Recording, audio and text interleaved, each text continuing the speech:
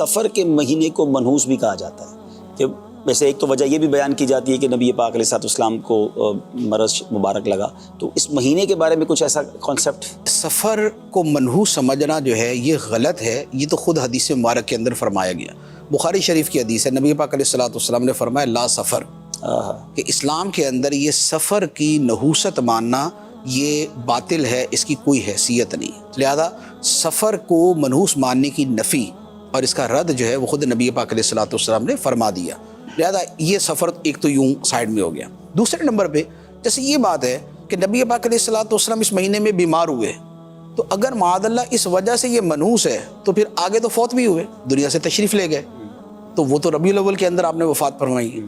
تو اب جس میں وصال ہوا ہے پھر اس پر تو زیادہ سخت والا حکم ہونا چاہیے نا، لیکن ایسا تو نہیں ہے۔ اس کو دنیا کے اندر کوئی نہیں مانتا کہ ربیع الاول شریف کے حوالے سے کوئی ایسا لفظ بولا جائے، تو اس لیے اس بنیاد کو بنا کر یہ کہنا یہ غلط ہے۔ ویسے جو لوگ کہتے ہیں سفر کو منحوس کہتے ہیں،